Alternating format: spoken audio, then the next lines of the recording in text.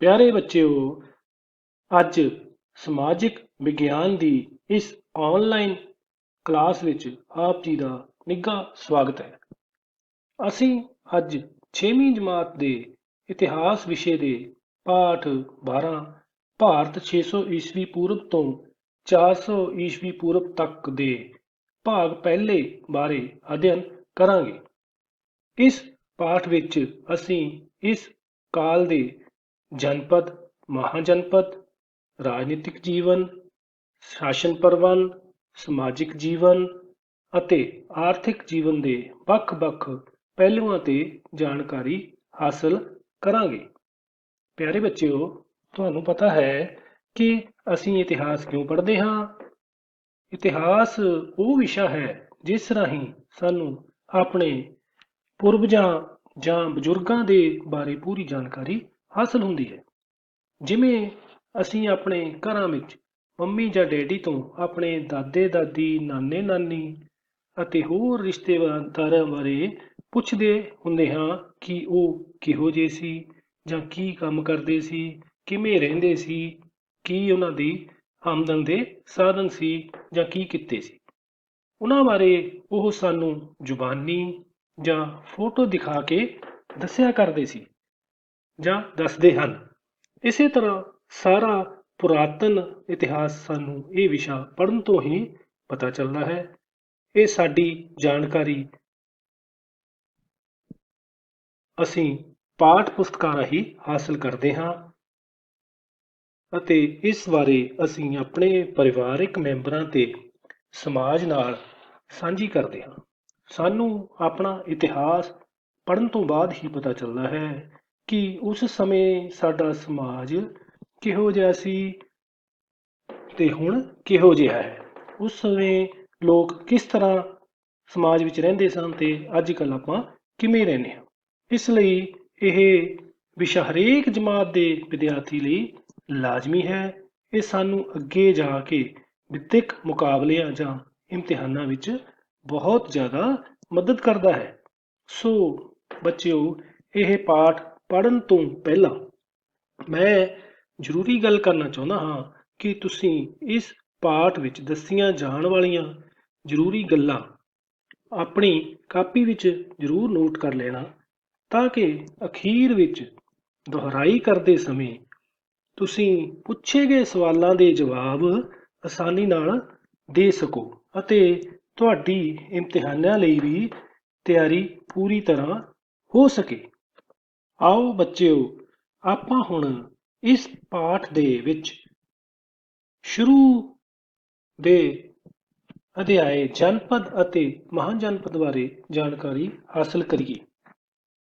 ਜਨਪਦ ਅਤੇ ਮਹਾਜਨਪਦ ਉੱਤਰੀ ਭਾਰਤ ਵਿੱਚ 600 ਈਸਵੀ ਪੂਰਬ ਦੇ ਲਗਭਗ ਕਈ ਗਣਤੰਤਰ ਅਤੇ ਰਾਜਤੰਤਰ ਰਾਜਾਂ ਦੀ ਸਥਾਪਨਾ ਹੋਈ, ਜਿਸ ਦੇ ਨਾਲ ਹੀ ਭਾਰਤੀ ਇਤਿਹਾਸ ਦੇ ਇੱਕ ਮਹੱਤਵਪੂਰਨ ਯੁੱਗ ਦਾ ਆਰੰਭ ਹੋਇਆ। ਇਹਨਾਂ ਵਿੱਚੋਂ ਜ਼ਿਆਦਾ ਤਾਕਤਵਰ ਰਾਜਾਂ ਨੂੰ ਮਹਾਜਨਪਦ ਦੇ ਨਾਂ ਨਾਲ ਜਾਣਿਆ ਜਾਂਦਾ ਸੀ। ਕਿਹੜੇ ਰਾਜਾਂ ਨੂੰ ਜਾਣਿਆ ਜਾਂਦਾ ਸੀ ਤਾਕਤਵਰ? ਮਹਾਜਨਪਦ ਦੇ ਨਾਂ ਨਾਲ ਜਾਣਿਆ ਜਾਂਦਾ ਸੀ। ਬੌਧ ਅਤੇ ਜੈਨ ਸਾਹਿਤ ਵਿੱਚ ਇਹਨਾਂ ਦੀ ਗਿਣਤੀ 16 ਦੱਸੀ ਗਈ ਹੈ। ਕਿੰਨੀ ਗਿਣਤੀ ਦੱਸੀ ਗਈ ਹੈ? 16। ਇਸ ਲਈ ਇਹਨਾਂ ਨੂੰ 16 ਜਨਪਦ ਜਾਂ ਸ਼ੋਡਸ਼ ਜਨਪਦ ਦਾ ਨਾਂ ਦਿੱਤਾ ਗਿਆ। ਕਿਸ ਚੀਜ਼ ਦਾ ਨਾਮ ਦਿੱਤਾ ਗਿਆ ਇਹਨਾਂ ਨੂੰ? 16 ਜਨਪਦ ਜਾਂ ਸ਼ੋਡਸ਼ ਜਨਪਦ। ਕਾਸ਼ੀ, ਕੌਸ਼ਲ, ਅੰਗ, ਬਤਸ, ਅਵੰਤੀ ਅਤੇ ਮਗਧ ਜ਼ਿਆਦਾ ਮਹੱਤਵਪੂਰਨ ਮਹਾਜਨਪਦ ਸਨ। ਬੱਚਿਓ, ਇਸ ਵਿੱਚ ਗਣਤੰਤਰ ਤੇ ਰਾਜਤੰਤਰ ਦੱਸਿਆ ਹੈ। ਗਣਤੰਤਰ ਤੇ ਰਾਜਤੰਤਰ ਵਿੱਚ ਅੰਤਰ ਹੁੰਦਾ ਹੈ।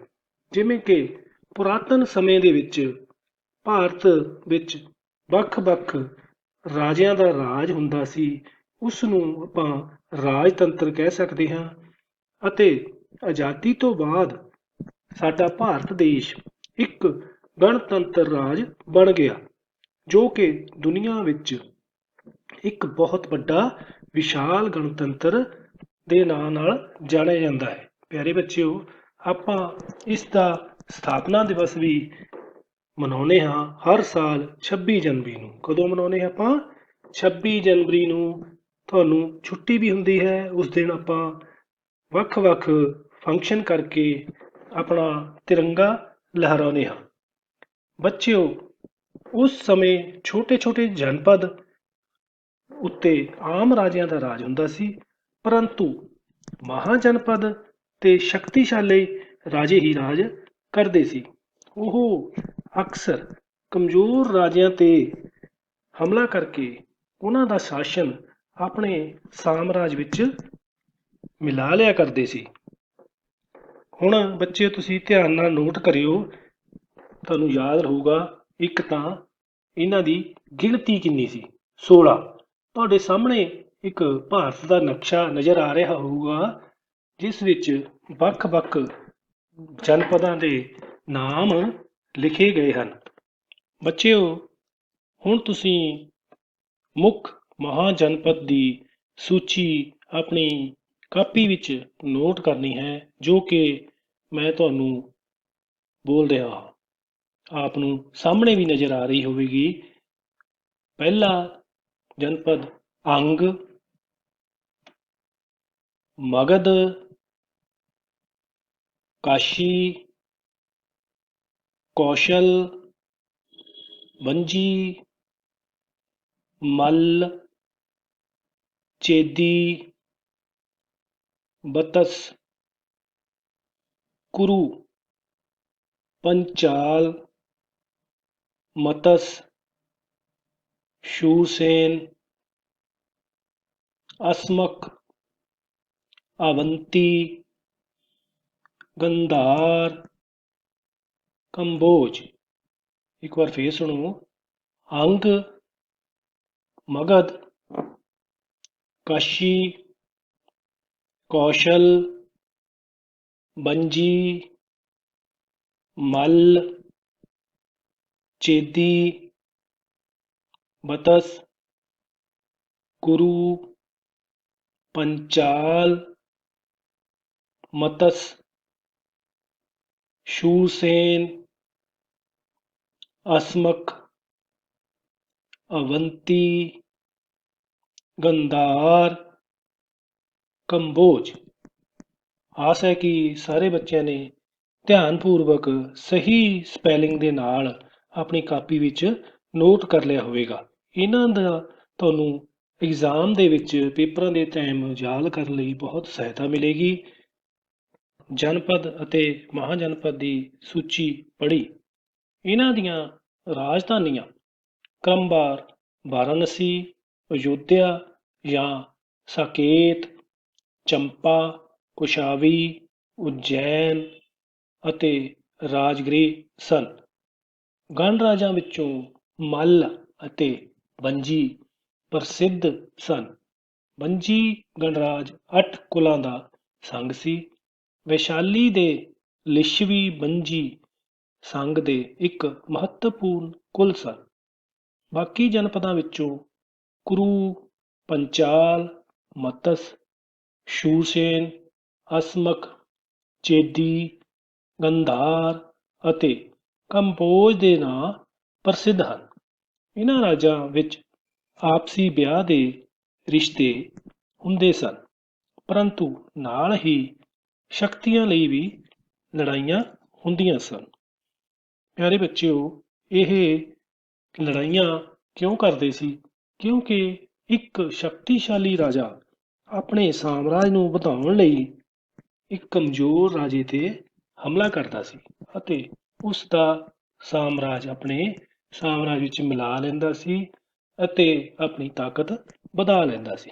ਕੁਝ ਰਾਜੇ ਦੂਜੇ ਰਾਜਿਆਂ ਦੇ ਲੜਕੀਆਂ ਨਾਲ ਸ਼ਾਦੀ ਕਰਕੇ ਜਾਂ ਵਿਆਹ ਕਰਕੇ ਉਹਨਾਂ ਦਾ ਰਾਜ ਵੀ ਜੋ ਹਿੱਸੇ ਵਿੱਚ ਆਉਂਦਾ ਸੀ ਆਪਣੇ ਸਾਮਰਾਜ ਵਿੱਚ ਮਿਲਾ ਲਿਆ ਕਰਦਾ ਸੀ।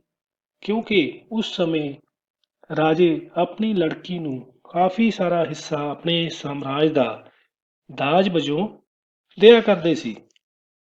ਬੱਚਿਓ, ਤੁਸੀਂ ਉੱਪਰ ਦੇਖ ਰਹੇ ਹੋ ਵਾਰਾਣਸੀ।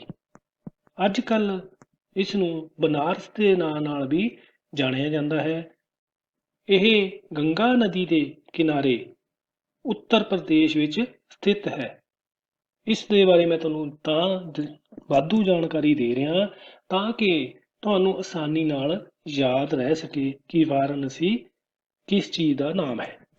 ਇਹ ਲਖਨਊ ਤੋਂ 320 ਕਿਲੋਮੀਟਰ ਅਤੇ ਇਲਾਹਾਬਾਦ ਤੋਂ 121 ਕਿਲੋਮੀਟਰ ਦੀ ਦੂਰੀ ਤੇ ਸਥਿਤ ਹੈ। ਇਸ ਦਾ ਨਾਮ ਇੱਥੇ ਦੀਆਂ ਦੋ ਨਦੀਆਂ ਵਰੁਣਾ ਅਤੇ ਆਸੀ ਨਦੀ ਦੇ ਨਾਵਾਂ ਨੂੰ ਮਿਲਾ ਕੇ ਬਣਿਆ ਹੈ, ਜੋ ਕਿ ਇੱਥੇ ਆ ਕੇ ਗੰਗਾ ਵਿੱਚ ਮਿਲਦੀਆਂ ਹਨ। ਇੱਥੇ ਲਗਭਗ 23,000 ਮੰਦਰ ਸਥਿਤ ਹਨ।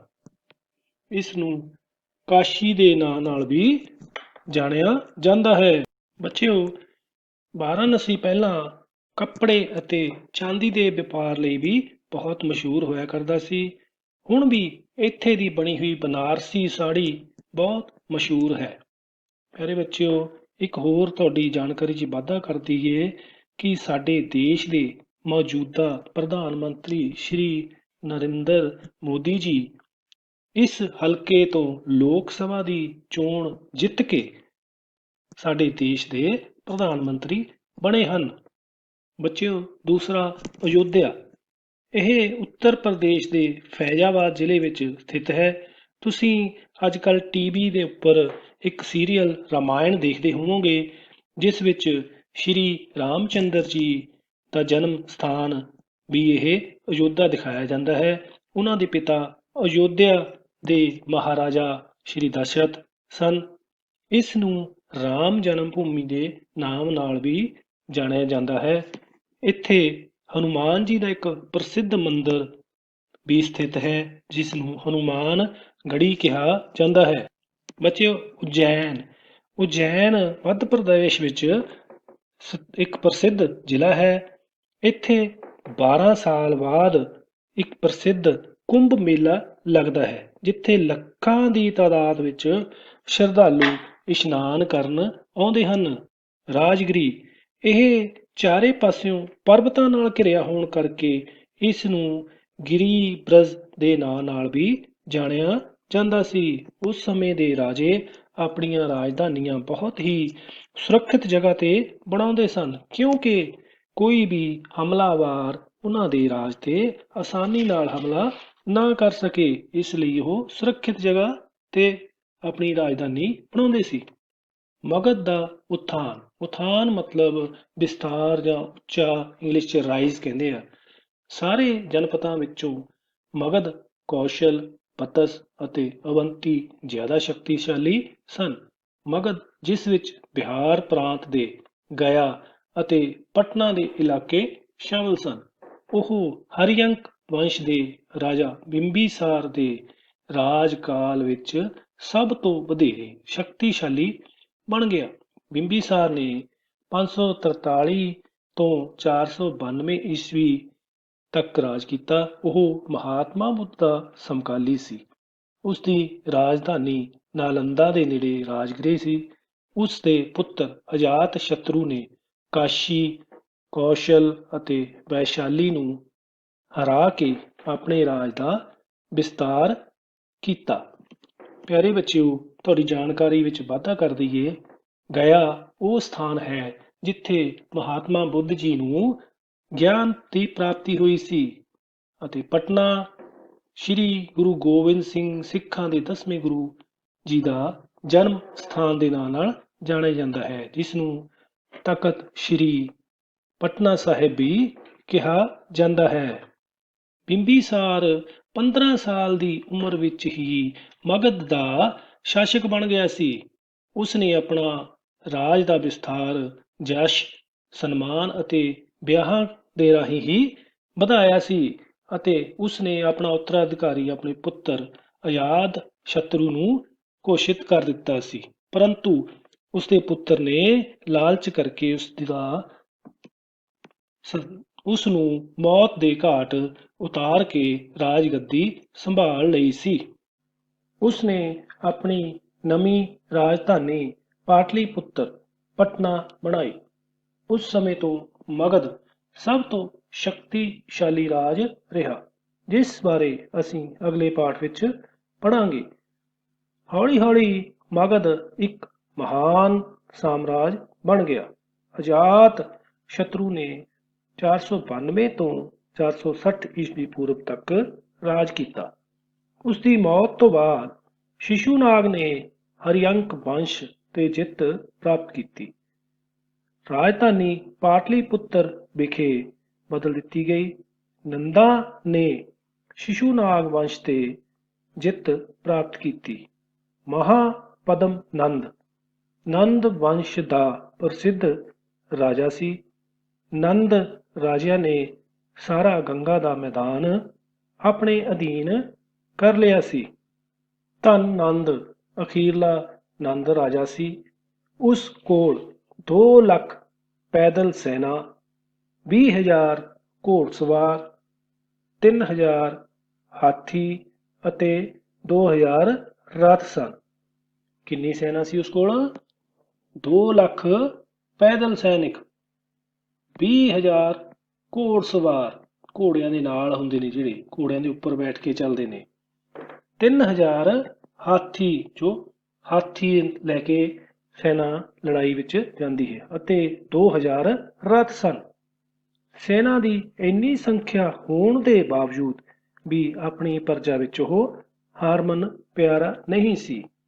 ਉਸ ਦਾ ਧਨ ਨਾਲ ਜ਼ਿਆਦਾ ਮੋਹ ਸੀ, ਜੋ ਉਸ ਨੇ ਲੋਕਾਂ ਤੇ ਵੱਧ ਟੈਕਸ ਲਗਾ ਕੇ ਇਕੱਠਾ ਕੀਤਾ ਸੀ। ਇਸ ਕਾਰਨ ਪ੍ਰਜਾ ਉਸ ਨੂੰ ਨਫ਼ਰਤ ਅਤੇ ਘਿਰਣਾ ਕਰਦੀ ਸੀ। ਬੱਚਿਓ, ਇੱਕ ਤਸਵੀਰ ਤੁਹਾਨੂੰ ਨਜ਼ਰ ਆ ਰਹੀ ਹੋਣੀ ਆ। ਇੱਕ ਰਾਜਾ, ਉਹਦੇ ਆਲੇ ਦੁਆਲੇ ਧਨ ਦੌਲਤ ਪਈ ਹੈ। ਉਹ ਧਨ ਨੰਦ ਅਖੀਰਲਾ ਰਾਜਾ ਸੀ, ਜੋ ਕਿ ਬਹੁਤ ਹੀ ਜ਼ਿਆਦਾ ਲਾਲਚੀ ਸੀ। ਲਾਲਚੀ ਬੰਦੇ ਦੀ ਕਦੇ ਵੀ ਕੋਈ ਪ੍ਰੇਜ਼ ਨਹੀਂ ਕਰਦਾ ਜਾਂ ਉਸਨੂੰ ਪਿਆਰ ਨਹੀਂ ਕਰਦਾ। ਹਰੇਕ ਬੰਦਾ ਉਸਨੂੰ ਨਫ਼ਰਤ ਕਰਦਾ। ਆਪਾਂ ਵੀ ਕਿਸੇ ਲਾਲਚੀ ਨੂੰ ਪਿਆਰ ਨਹੀਂ ਕਰਦੇ। ਪਿਆਰੇ ਬੱਚਿਓ, ਹੁਣੇ ਅਸੀਂ ਇਸ ਕਾਲ ਦੇ ਜਨਪਦ ਤੇ ਮਹਾਜਨਪਦ ਬਾਰੇ ਪੜ੍ਹਿਆ। ਹੁਣ ਅਸੀਂ ਇਸ ਕਾਲ ਦੇ ਰਾਜਨੀਤਿਕ ਜੀਵਨ ਤੇ ਸ਼ਾਸਨ ਪ੍ਰਬੰਧ ਬਾਰੇ ਜਾਣਕਾਰੀ ਹਾਸਲ ਕਰਾਂਗੇ। ਰਾਜਨੀਤਿਕ ਜੀਵਨ ਅਤੇ ਸ਼ਾਸਨ ਪ੍ਰਬੰਧ। ਇਸ ਕਾਲ ਵਿੱਚ ਬਹੁਤ ਸਾਰੇ ਵੱਡੇ ਸ਼ਹਿਰਾਂ ਦੀ ਸਥਾਪਨਾ ਹੋਈ, ਜਿਨ੍ਹਾਂ ਨੂੰ ਪੁਰ, ਨਗਰ ਜਾਂ ਮਹਾਨਗਰ ਕਿਹਾ ਜਾਂਦਾ ਸੀ। ਕੀ ਕਿਹਾ ਜਾਂਦਾ ਸੀ? ਪੁਰ, ਨਗਰ ਜਾਂ ਮਹਾਨਗਰ। ਮਹਾਨਗਰ ਉਹ ਹੁੰਦੇ ਹਨ ਜਿੱਥੇ ਬਹੁਤ ਜ਼ਿਆਦਾ ਆਬਾਦੀ ਵਸੀ ਹੋਵੇ, ਜਿਵੇਂ ਕਿ ਸਾਡੇ ਦੇਸ਼ ਦੇ ਵਿੱਚ ਮੁੰਬਈ, ਕਲਕੱਤਾ, ਦਿੱਲੀ, ਹੈਦਰਾਬਾਦ, ਬੰਗਲੌਰ, ਪੂਨੇ, ਅਹਿਮਦਾਬਾਦ ਵਗੈਰਾ। ਇਹ ਸਾਰੇ ਕੀ ਨੇ? ਮਹਾਨਗਰ ਨੇ। ਨਗਰ ਜਿੱਥੇ ਘੱਟ ਆਬਾਦੀ ਵਿੱਚ ਲੋਕ ਰਹਿੰਦੇ ਨੇ, ਜਿਵੇਂ ਸਾਡੇ ਨੇੜੇ ਤੇੜੇ ਦੇ ਨਗਰ ਤੁਸੀਂ ਦੇਖਦੇ ਹੋਵੋਗੇ। ਸੋ ਇਸੇ ਤਰ੍ਹਾਂ ਵਾਰਾਣਸੀ, ਰਾਜਗਿਰੀ, ਸ਼ਰਾਵਸਤੀ, ਕੌਸ਼ਾਂਬੀ, ਵੈਸ਼ਾਲੀ, ਚੰਪਾ, ਭਿਵਾਨੀ, ਤਕਸ਼ਿਲਾ, ਅਯੁੱਧਿਆ, ਮਥੁਰਾ ਅਤੇ ਪਾਟਲੀਪੁੱਤਰ ਇਹਨਾਂ ਵਿੱਚੋਂ ਕੁਝ ਪ੍ਰਸਿੱਧ ਨਗਰ ਸਨ। ਇਹਨਾਂ ਸ਼ਹਿਰਾਂ ਦੀ ਸਥਾਪਨਾ ਹੋਣ ਦੇ ਕਾਰਨ ਇਸ ਕਾਲ ਨੂੰ ਦੂਜਾ ਨਗਰੀਕਰਨ ਕਾਲ ਵੀ ਕਿਹਾ ਜਾਂਦਾ ਹੈ। ਪਹਿਲਾ ਨਗਰੀਕਰਨ ਸਿੰਧੂ ਘਾਟੀ ਦੀ ਸਭਿਅਤਾ ਦੇ ਸਮੇਂ ਹੋਇਆ ਸੀ। ਬੱਚਿਓ, ਪਹਿਲਾਂ ਆਪਾਂ ਵਾਰਾਣਸੀ, ਰਾਜਗਿਰੀ, ਉਜੈਨ, ਅਯੁੱਧਿਆ ਬਾਰੇ ਪੜ੍ਹਿਆ ਹੈ। ਹੁਣ ਤੁਹਾਨੂੰ ਵਾਧੂ ਜਾਣਕਾਰੀ ਲਈ ਮਥੁਰਾ ਬਾਰੇ ਵੀ ਦੱਸ ਦਈਏ ਕਿ ਮਥੁਰਾ ਦਿੱਲੀ ਤੋਂ 145 ਕਿਲੋਮੀਟਰ ਦੂਰ ਜਮਨਾ ਨਦੀ ਦੇ ਕਿਨਾਰੇ ਸਥਿਤ ਹੈ।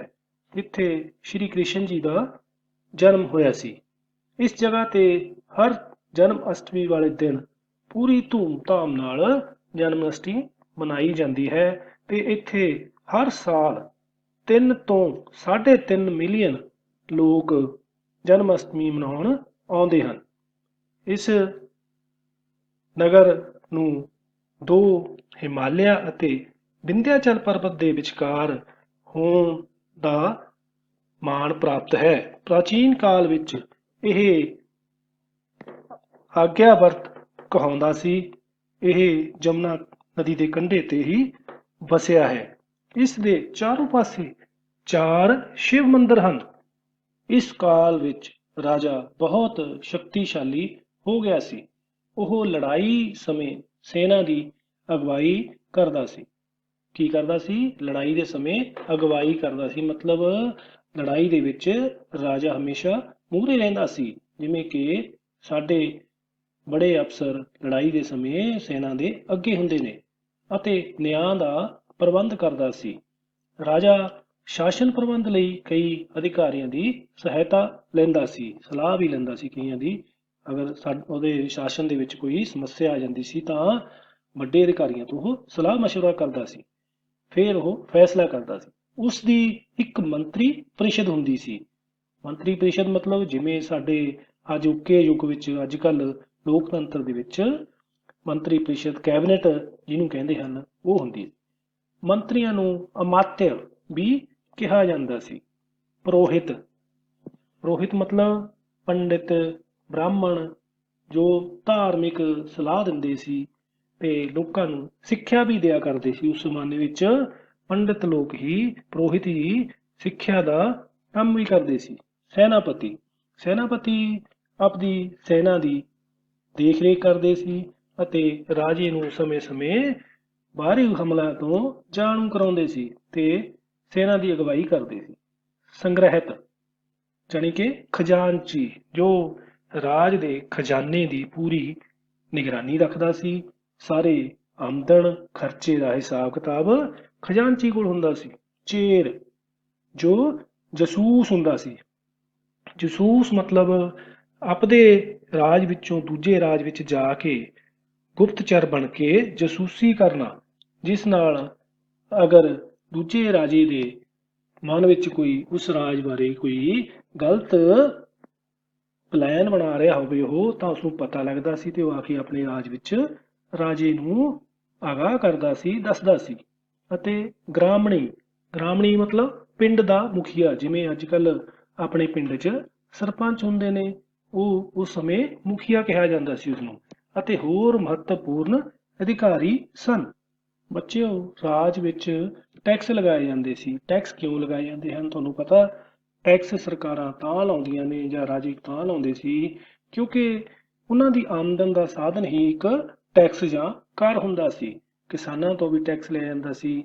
ਤੇ ਅੱਜ ਕੱਲ੍ਹ ਜਿਵੇਂ ਸਾਡੀਆਂ ਸਰਕਾਰਾਂ ਸਾਡੇ ਤੇ ਟੈਕਸ ਲਾਉਂਦੀਆਂ ਨੇ, ਜਿੰਨੇ ਮੁਲਾਜ਼ਮ ਨੇ ਜਾਂ ਕੋਈ ਫੈਕਟਰੀਆਂ ਵਾਲੇ ਨੇ, ਕੋਈ ਕੰਮਕਾਰ ਵਾਲੇ ਨੇ, ਉਹ ਤਾਂ ਡਾਇਰੈਕਟ ਟੈਕਸ ਖੁਦ ਭਰਦੇ ਨੇ। ਪਰ ਜਿਹੜਾ ਸਾਡੇ ਆਮ ਲੋਕਾਂ ਤੇ ਟੈਕਸ ਹੁੰਦਾ, ਉਹ ਇੱਕ ਛੁਪਿਆ ਹੋਇਆ ਟੈਕਸ ਕਿਹਾ ਜਾਂਦਾ ਉਸਨੂੰ। ਜਦੋਂ ਤੁਸੀਂ ਕੋਈ ਬੱਚਿਓ ਬਾਹਰੋਂ ਦੁਕਾਨ ਤੋਂ ਕੋਈ ਆਈਟਮ ਖਰੀਦਦੇ ਹੋ, ਚੀਜ਼ ਖਰੀਦਦੇ ਹੋ, ਤਾਂ ਉਸ ਤੇ ਰੇਟ ਲਿਖਿਆ ਹੁੰਦਾ ਔਰ ਨਾਲ ਹੀ ਇੱਕ ਥੱਲੇ ਇੱਕ ਲਿਖਿਆ ਹੁੰਦਾ ਇਨਕਲੂਡਡ ਵਿਦ ਆਲ ਟੈਕਸਿਸ। ਉਹਦੇ ਵਿੱਚ ਹੀ ਟੈਕਸ ਰੇਟ ਦੇ ਸ਼ਾਮਿਲ ਕੀਤਾ ਜਾਂਦਾ ਹੈ। ਜਦੋਂ ਫੈਕਟਰੀ 'ਚੋਂ ਮਾਲ ਨਿਕਲਦਾ ਹੈ ਸਿੱਧਾ ਸਾਡੇ ਤੱਕ ਬਾਜ਼ਾਰ 'ਚ ਆਉਂਦਾ ਹੈ, ਤਾਂ ਉਹ ਸਾਨੂੰ ਪਤਾ ਨਹੀਂ ਲੱਗਦਾ ਕਿ ਉਸਦਾ ਅਸਲੀ ਰੇਟ ਕੀ ਹੈ ਤੇ ਉਸ ਤੇ ਸਰਕਾਰ ਨੇ ਟੈਕਸ ਕਿੰਨਾ ਲਾਇਆ। ਉਸੇ ਤਰ੍ਹਾਂ ਜਿਵੇਂ ਆਪਾਂ ਤੇਲ, ਪੈਟਰੋਲ, ਡੀਜ਼ਲ ਗੱਡੀਆਂ 'ਚ ਪਾਉਂਦੇ ਆ ਜਾਂ ਕੋਈ ਗੱਡੀ ਖਰੀਦਦੇ ਆ, ਉਸ ਸਮੇਂ ਵੀ ਆਪਾਂ ਤੋਂ ਰੋਡ ਟੈਕਸ, ਆਰਸੀ ਟੈਕਸ, ਅਲੱਗ-ਅਲੱਗ ਤਰ੍ਹਾਂ ਦੇ ਟੈਕਸ ਲਏ ਜਾਂਦੇ ਨੇ। ਇਸ ਨਾਲ ਕੀ ਹੁੰਦਾ, ਜੋ ਆਮਦਨ ਹੁੰਦੀ ਹੈ ਉਹ ਸਰਕਾਰਾਂ ਮੁਲਾਜ਼ਮਾਂ ਦੀਆਂ ਤਨਖਾਹਾਂ, ਪੈਨਸ਼ਨ ਅਤੇ ਸਾਡੇ ਭਲਾਈ ਦੇ ਕੰਮ, ਸਿਹਤ ਸੇਵਾਵਾਂ, ਸਿੱਖਿਆ ਮੁਹੱਈਆ ਕਰਾਉਣਾ, ਰੋਡ ਪੁਲਾਂ ਦਾ ਨਿਰਮਾਣ ਕਰਨਾ ਅਤੇ ਹੋਰ ਬਾਕੀ ਰਾਜ ਦੇ ਖਰਚੇ ਕਿਸੇ ਔਕੜ ਸਮੇਂ ਵਰਤਦੇ ਹਨ। ਸਮਾਜਿਕ ਜੀਵਨ, ਇਸ ਕਾਲ ਵਿੱਚ ਸਮਾਜ ਮੁੱਖ ਤੌਰ ਤੇ 4 ਜਾਤੀਆਂ ਵਿੱਚ ਵੰਡਿਆ ਹੋਇਆ ਸੀ।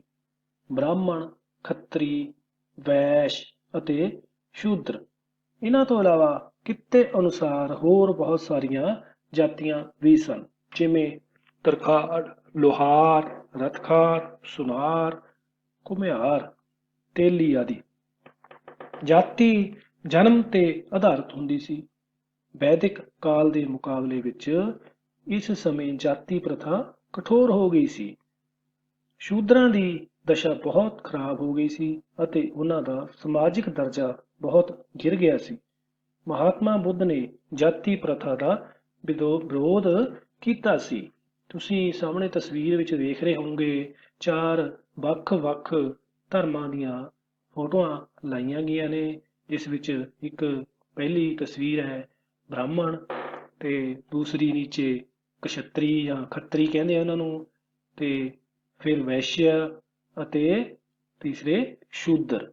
ਇਸੇ ਤਰ੍ਹਾਂ ਨੀਚੇ ਇੱਕ ਤਸਵੀਰ ਨਜ਼ਰ ਆ ਰਹੀ ਹੈ ਬੱਚਿਓ, ਉਸ ਵਿੱਚ ਕੰਮ ਦੇ ਅਨੁਸਾਰ ਲੋਕ ਕੰਮ ਕਰ ਰਹੇ ਨੇ। ਕੋਈ ਲੱਕੜੀ ਦਾ ਕੰਮ ਕਰ ਰਿਹਾ, ਕੋਈ ਚਮੜੇ ਦਾ ਕੰਮ ਕਰ ਰਿਹਾ, ਕੋਈ ਸੁਨਿਆਰ ਦਾ ਕੰਮ ਕਰ ਰਿਹਾ, ਕੋਈ ਲੁਹਾਰ ਦਾ ਕੰਮ ਕਰ ਰਿਹਾ। ਇਸੇ ਤਰ੍ਹਾਂ ਉਹਨਾਂ ਦੀਆਂ ਜਾਤੀਆਂ ਵੀ ਨਿਸ਼ਚਿਤ ਕੀਤੀਆਂ ਗਈਆਂ ਸੀ।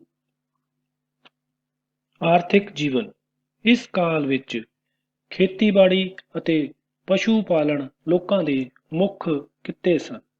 ਆਮ ਤੌਰ ਤੇ ਕਿਸਾਨ ਜ਼ਮੀਨ ਦਾ ਮਾਲਕ ਹੁੰਦਾ ਸੀ, ਪਰੰਤੂ ਜਿਹੜੇ ਕਿਸਾਨਾਂ ਦੀ ਆਪਣੀ ਜ਼ਮੀਨ ਨਹੀਂ ਹੁੰਦੀ ਸੀ, ਉਹ ਦੂਸਰਿਆਂ ਦੇ ਖੇਤਾਂ ਵਿੱਚ ਕੰਮ ਕਰਦੇ ਸਨ। ਖੇਤਾਂ ਵਿੱਚ ਕਈ ਤਰ੍ਹਾਂ ਦੇ ਅਨਾਜ ਜਿਵੇਂ ਕਣਕ, ਚਾਵਲ, ਮੱਕੀ, ਬਾਜਰਾ ਅਤੇ ਜਵਾਰ ਉਗਾਏ ਜਾਂਦੇ ਸਨ। ਇਸ ਦੇ ਇਲਾਵਾ ਖੇਤਾਂ ਵਿੱਚ ਗੰਨਾ, ਤਿਲ, ਸਰੋਂ, ਦਾਲਾਂ ਅਤੇ ਕਈ ਤਰ੍ਹਾਂ ਦੇ ਫਲ ਅਤੇ ਸਬਜ਼ੀਆਂ ਵੀ ਪੈਦਾ ਕੀਤੀਆਂ ਜਾਂਦੀਆਂ ਸਨ। ਇਸ ਤੋਂ ਇਲਾਵਾ ਹੋਰ ਕਿੱਤਿਆਂ ਵਿੱਚ ਸ਼ਿਲਪ ਅਤੇ ਵਪਾਰ ਦੇ ਕਿੱਤੇ ਮੁੱਖ ਸਨ। ਸ਼ਿਲਪਕਾਰੀ ਇੱਕ ਕੱਪੜੇ ਤੇ ਜਾਂ ਪੱਥਰਾਂ ਤੇ ਜੋ ਖੁਦਾਈ ਕਰਕੇ ਜਾਂ ਕਢਾਈ ਕਰਕੇ ਕਾਰੀਗਰ ਕਰਦੇ, ਇਹਨਾਂ ਨੂੰ ਸ਼ਿਲਪਕਾਰ ਕਿਹਾ ਜਾਂਦਾ ਹੈ।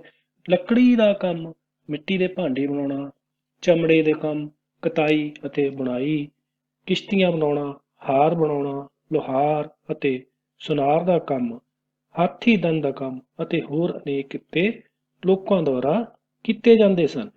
ਕੁਝ ਲੋਕ ਸ਼ਿਕਾਰ, ਮੱਛੀ ਪਕੜਨਾ, ਨਾਚ ਗਾਣਾ, ਨਾਟਕ ਅਤੇ ਸਪੇਰੇ ਦੇ ਕੰਮ ਦੁਆਰਾ ਵੀ ਆਪਣਾ ਜੀਵਨ ਨਿਰਵਾਹ ਕਰਦੇ ਸਨ। ਇੱਕ ਹੀ ਵਪਾਰ ਵਿੱਚ ਲੱਗੇ ਲੋਕ ਆਪਣੇ ਆਪਣੇ ਗੁੱਟ ਬਣਾਉਂਦੇ ਸਨ, ਜਿਨ੍ਹਾਂ ਨੂੰ ਸ਼੍ਰੇਣੀ ਕਿਹਾ ਜਾਂਦਾ ਸੀ। ਹਰ ਸ਼੍ਰੇਣੀ ਦਾ ਆਪਣਾ ਮੁਖੀਆ ਹੁੰਦਾ ਸੀ। ਦੇਸ਼ ਦੇ ਵੱਖ-ਵੱਖ ਹਿੱਸਿਆਂ ਅਤੇ ਵਿਦੇਸ਼ਾਂ ਨਾਲ ਵੀ ਵਪਾਰ ਕੀਤਾ ਜਾਂਦਾ ਸੀ। ਸਾਰੇ ਦੇਸ਼ ਵਿੱਚ ਸੜਕਾਂ ਦਾ ਜਾਲ ਵਿਛਿਆ ਹੋਇਆ ਸੀ। ਕਈ ਰਸਤੇ ਵਿਦੇਸ਼ੀ ਮਾਰਗਾਂ ਨਾਲ ਜੁੜੇ ਹੋਏ ਸਨ। ਸਮੁੰਦਰ ਅਤੇ ਨਦੀਆਂ ਵਿੱਚ ਮਾਲ ਜਹਾਜ਼ਾਂ ਅਤੇ ਕਿਸ਼ਤੀਆਂ ਰਾਹੀਂ ਲਿਜਾਇਆ ਜਾਂਦਾ ਸੀ। ਵਪਾਰੀਆਂ ਦੇ ਗੁੱਟ, ਜਿਨ੍ਹਾਂ ਨੂੰ ਸਾਰਥ ਵਾਹ ਕਹਿੰਦੇ ਸਨ, ਵਸਤੂਆਂ ਨੂੰ ਵਪਾਰ ਲਈ ਇੱਕ ਥਾਂ ਤੋਂ ਦੂਜੀ ਥਾਂ ਲੈ ਜਾਂਦੇ ਸਨ। ਕੀ ਕਹਿੰਦੇ ਸੀ ਉਹਨਾਂ ਦੇ? ਸਾਰਥ ਵਾਹ ਕਹਿੰਦੇ ਸੀ ਵਪਾਰੀਆਂ ਦੇ ਗੁੱਟਾਂ ਨੂੰ। ਭਾਰਤੀ ਵਸਤੂਆਂ ਦੀ ਵਿਦੇਸ਼ਾਂ ਵਿੱਚ ਬੜੀ ਮੰਗ ਸੀ। ਵਸਤੂਆਂ ਦੀ ਖਰੀਦ ਵੇਚ ਲਈ ਤਾਂਬੇ ਅਤੇ ਚਾਂਦੀ ਦੇ ਸਿੱਕੇ ਵਰਤੇ ਜਾਂਦੇ ਸਨ। ਇਹ ਸਿੱਕੇ ਇੱਕ ਨਿਸ਼ਚਿਤ ਵਜ਼ਨ ਦੇ ਅਨੁਸਾਰ ਬਣਾਏ ਜਾਂਦੇ ਸਨ, ਪਰੰਤੂ ਇਹਨਾਂ ਦਾ ਕੋਈ ਇੱਕ ਆਕਾਰ ਨਹੀਂ ਹੁੰਦਾ ਸੀ। ਜਿਵੇਂ ਕਿ ਤਸਵੀਰ ਵਿੱਚ ਦਿਖਾਇਆ ਗਿਆ ਹੈ ਕਿ ਇਹਨਾਂ ਦਾ ਕੋਈ ਆਕਾਰ ਨਹੀਂ ਹੈ। ਇਹਨਾਂ ਉੱਤੇ ਭਾਂਤ-ਭਾਂਤ ਦੀਆਂ ਸ਼ਕਲਾਂ ਦੇ ਠੱਪੇ ਲਾਏ ਜਾਂਦੇ ਸਨ। ਇਹਨਾਂ ਨੂੰ ਆਹਤ ਜਾਂ ਠੱਪੇਦਾਰ ਸਿੱਕਿਆਂ ਦੇ ਨਾਂ ਨਾਲ ਜਾਣਿਆ ਜਾਂਦਾ ਸੀ। ਕਿਹੜੇ ਨਾਂ ਨਾਲ ਜਾਣਿਆ ਜਾਂਦਾ ਸੀ? ਆਹਤ ਜਾਂ ਠੱਪੇਦਾਰ ਸਿੱਕਿਆਂ ਦੇ ਨਾਂ ਨਾਲ। ਲੋਕ ਰਾਜੇ ਨੂੰ ਕਰ ਦਿੰਦੇ ਸੀ। ਆਮ ਤੌਰ ਤੇ ਫਸਲ ਦਾ 6ਵਾਂ ਹਿੱਸਾ ਕਿਸਾਨਾਂ ਤੋਂ ਕਰ ਦੇ ਰੂਪ ਵਿੱਚ ਲਿਆ ਜਾਂਦਾ ਸੀ। ਕਾਰਖਾਨਿਆਂ ਵਿੱਚ ਬਣੇ ਮਾਲ ਅਤੇ ਵਪਾਰ ਉੱਤੇ ਕਰ ਵਸਤੂਆਂ ਦੇ ਮੁੱਲ ਅਨੁਸਾਰ ਹੁੰਦਾ ਸੀ। ਕਿੰਨਵਾਂ ਹਿੱਸਾ ਲੈਂਦੇ ਸੀ ਕਿਸਾਨਾਂ ਤੋਂ? 6ਵਾਂ ਹਿੱਸਾ। ਦੁਹਰਾਈ। ਵਿਦਿਆਰਥੀਓ, ਹੁਣੇ ਆਪਾਂ ਜਿਹੜਾ ਪਾਠ ਪੜ੍ਹਿਆ ਉਸ ਦੀ ਦੁਹਰਾਈ ਕਰਾਂਗੇ। ਸਭ ਤੋਂ ਪਹਿਲਾਂ ਖਾਲੀ ਥਾਵਾਂ ਭਰੋ। ਬਿੰਬੀਸਾਰ ਨੇ ਡੈਸ਼ ਤੋਂ ਡੈਸ਼ ਈਸਵੀ ਪੂਰਵ ਤੱਕ ਰਾਜ ਕੀਤਾ। ਮੰਤਰੀਆਂ ਨੂੰ ਡੈਸ਼ ਵੀ ਕਿਹਾ ਜਾਂਦਾ ਹੈ। ਖੇਤੀਬਾੜੀ ਅਤੇ ਪਸ਼ੂ ਪਾਲਣ ਡੈਸ਼ ਮੁਕਤ ਕਿੱਤਾ ਸੀ। ਜ਼ਿਆਦਾਤਰ ਤਾਕਤਵਰ ਰਾਜਾਂ ਨੂੰ ਡੈਸ਼ ਦੇ ਨਾਂ ਨਾਲ ਜਾਣਿਆ ਜਾਂਦਾ ਸੀ। ਪ੍ਰਸ਼ਨ ਪਹਿਲਾ, ਇਸ ਕਾਲ ਵਿੱਚ ਰਾਜੇ ਕੀ ਕਰਦੇ ਸਨ? ਉਪ ਜਾਤੀਆਂ ਦੀ ਸੂਚੀ ਬਣਾਓ। ਸ਼੍ਰੇਣੀ ਕਿਸ ਨੂੰ ਕਿਹਾ ਜਾਂਦਾ ਹੈ? ਇਸ ਕਾਲ ਵਿੱਚ ਜਾਤ ਪ੍ਰਥਾ ਬਾਰੇ ਤੁਸੀਂ ਕੀ ਜਾਣਦੇ ਹੋ? ਠੱਪੇ ਵਾਲੇ ਸਿੱਕਿਆਂ ਬਾਰੇ ਨੋਟ ਲਿਖੋ। ਉਮੀਦ ਹੈ ਕਿ ਸਭ ਨੂੰ ਪਾਠ ਚੰਗੀ ਤਰ੍ਹਾਂ ਸਮਝ ਆ ਗਿਆ ਹੋਵੇਗਾ। ਅਗਲਾ ਪਾਠ ਲੈ ਕੇ ਜਲਦ ਹੀ ਹਾਜ਼ਰ ਹੋਵਾਂਗੇ। ਆਪ ਸਭ ਦਾ ਬਹੁਤ ਬਹੁਤ ਧੰਨਵਾਦ।